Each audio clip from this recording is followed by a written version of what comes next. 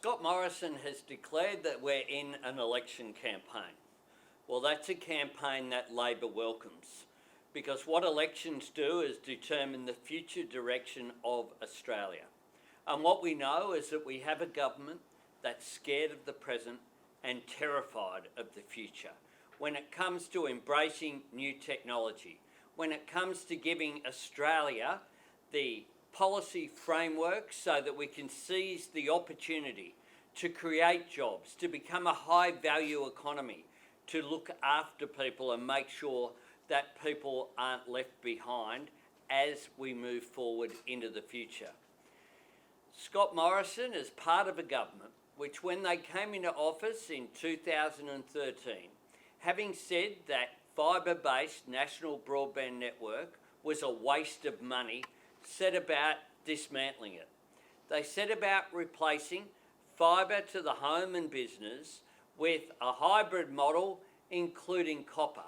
Indeed, enough copper, 60,000 kilometres have been purchased by this government, enough to wrap around Earth 1.5 times.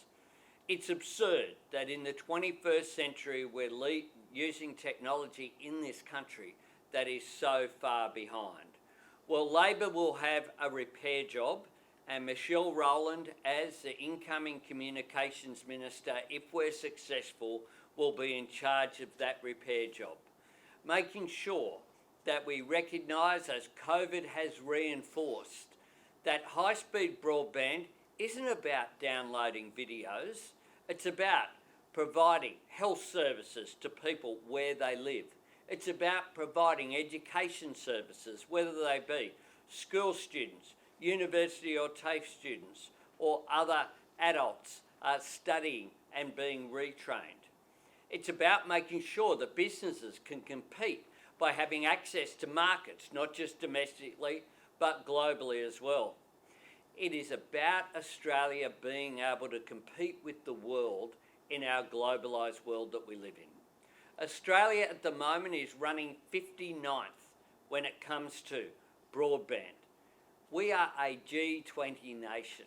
We should be doing much, much better than that. And that's why we will set about repairing this government's broken system of the national broadband network. Today we're announcing the upgrade for those who want higher speed broadband in up to 1.5 million homes and businesses. This will cost $2.4 billion, but it will create 12,000 jobs. This is about people getting access to education services. It's about people getting access to health. It's about making sure that our businesses can compete. The government simply isn't up to the task. And with their system, we know that they promised their copper-based network would cost $29 billion. And that cost went to 41, then to 49, then to 51, and now stands at $57 billion. Belatedly, they conceded that they needed to upgrade some of the network up to from copper up to fibre.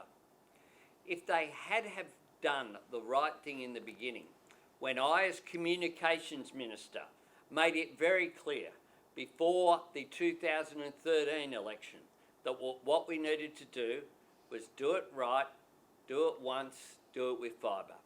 Had we done that, we wouldn't be in this predicament of having to repair. Now, the government started a bit of repair. Labor will take it that step further by ensuring that 90% of households and businesses have access to high-speed fibre. Michelle. Thanks, Anthony. When Labor initiated the National Broadband Network, it was about a vision for the future. It was about ensuring that Australia had the best, because Australians deserve the best. Our businesses, our industries, our students all deserve the best. That is why Labor always said that we would do it once, do it right, and do it with fibre. Now, when the Coalition were elected, they took a different path, as Anthony outlined. They said that they would build a network for $29 billion. That has virtually doubled in cost to today being $57 billion. And let's be clear, the pandemic has taught us many things. There are going to be new normals with how we study, how we work, and how our industries adapt. And if we want a future made in Australia, the best future made in Australia, we are going to need the highest quality communications infrastructure. So as Anthony has outlined, today we announce two parts of an intrinsically linked policy framework for the NBN that we will be taking to the next election.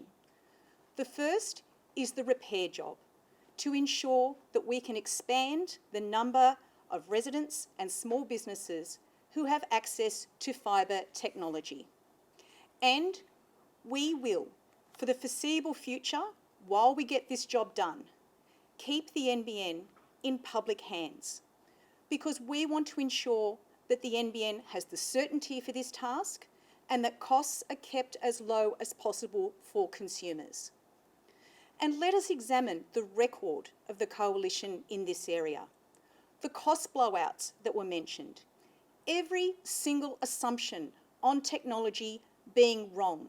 You cannot trust the Liberals when it comes to technology. They said that they would build a network for the future, and it is very clear that even a year ago, they undertook the single biggest, humiliating, wasteful public policy backflip and announced that they will be reverting to fibre. Well, under an Albanese Labor government, we will ensure that that repair job is accelerated and that we have up to 1.5 million premises ensuring they have access to the highest quality broadband through fibre.